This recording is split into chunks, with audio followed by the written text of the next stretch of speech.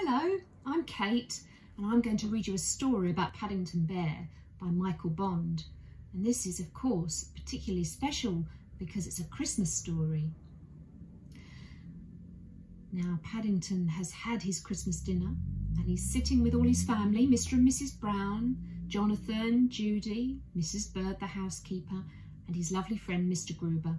They've had a delicious Christmas dinner, and now Paddington has a little surprise planned, and he's told them all to wait at table whilst he goes through to the other room.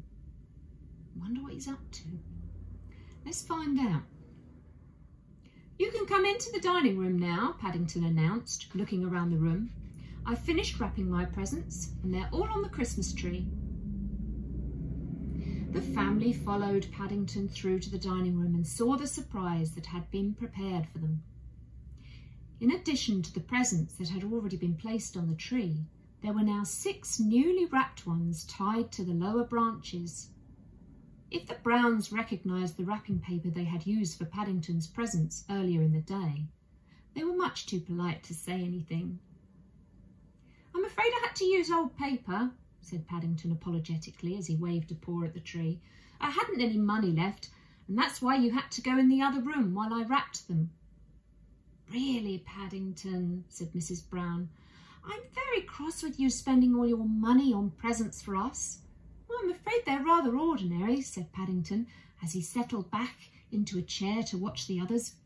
"But I hope you like them. They're all labelled so that you know which is which."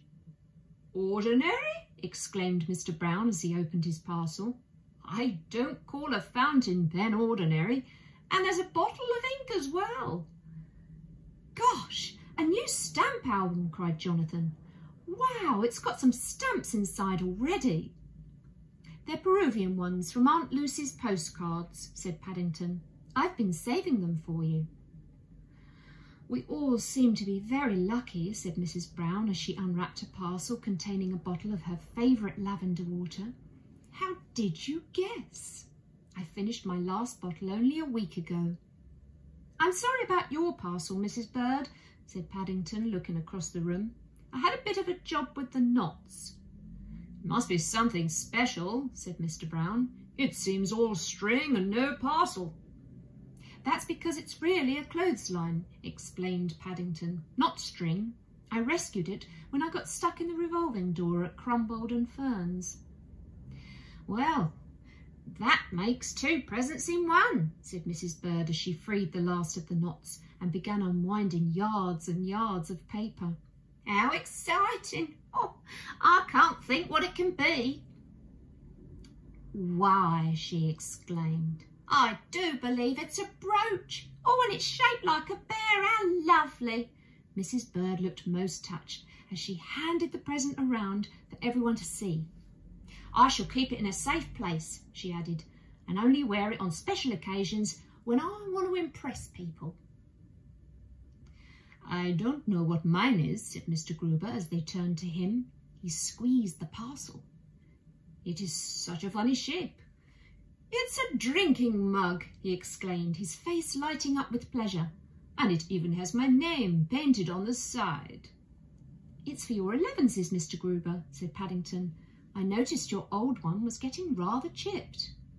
"I'm sure it'll make my cocoa taste better than it has ever done before," said Mr. Gruber.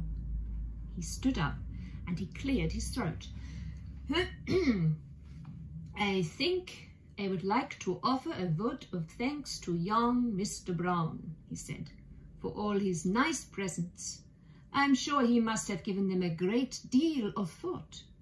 "Hear, hear," echoed Mr. Brown as he tried out his new pen. Mr. Gruber felt under his chair. "And while I think of it, Mr. Brown, I have a small present for you." Everyone stood round and watched while Paddington struggled with his parcel, eager to see what Mr. Gruber had bought him. A gasp of surprise went up as he tore the paper to one side, for it was a beautifully bound leather scrapbook with Paddington Brown printed in gold leaf on the cover. Paddington didn't know what to say, but Mr. Gruber waved his thanks to one side. "I know how you enjoy writing about your adventures, Mr. Brown," he said, "and you have so many, I am sure your present scrapbook, it must be almost full." "It is," said Paddington earnestly, "and I'm sure I shall have lots more. Things happen to me, you know. But I shall only put my best ones in here." When he made his way up to bed later that evening, his mind was in such a whirl, and he was so full of good things that he could hardly climb the stairs, let alone think about anything. He wasn't quite sure which he had enjoyed most, the presents, the Christmas dinner, the games, or the tea with the special marmalade layer birthday cake. Mrs. Bird had made it in his honour. Pausing on the corner halfway up, he decided he had enjoyed giving his own presents best of all. "Paddington, what have you got up there?" He jumped, and he hastily hid his paw behind his back as he heard Mrs. Bird calling from the bottom of the stairs. "It's only some 5-pence pudding, Mrs. Bird," he called, looking over the banisters guiltily. "I thought I might get hungry during the night, and I didn't want to take any chances." "Honestly," Mrs. Bird exclaimed as she was joined by the others, "what does that bear look like? A paper hat about 10 sizes too big on his head, and Mr. Gruber's scrapbook in one paw and a plate of Christmas pudding in the other." "I don't care what he looks like," said Mrs. Brown. "So long as he stays that way. The place wouldn't be the same without him." But Paddington was too far away to hear what was being said. He was already sitting up in bed, busily writing in his scrapbook. First of all, there was a very important notice to go on the front page. It said, "Paddington Brown, 32 Windsor Gardens, London, England, Europe, the world." And then on the next page he added in large capital letters, "My Adventures, Chapter 1. Paddington sat thoughtfully for a moment and then carefully replaced the top on the bottle of ink before it had a chance to fall over on the sheets.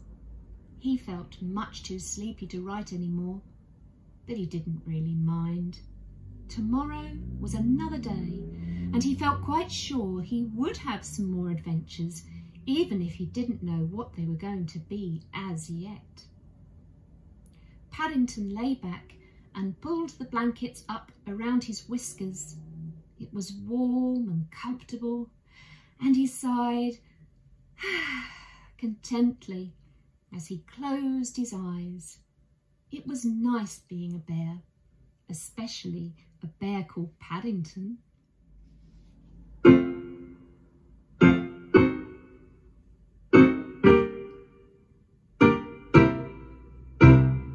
Do you ever remember that old bear? Dear bear, over from darkest Peru, polite, remarkably bright, and partial to eating a marmalade sandwich, of which he keeps in his little brown case. Charming, delightfully clumsy but clever, never ever a crossword he says, but beware of that hard stare. Give him a standing ovation, the bear named after Paddington Station, the place where he was first found by Mr. and Mrs. Brown, that dear bear over from darkest Peru.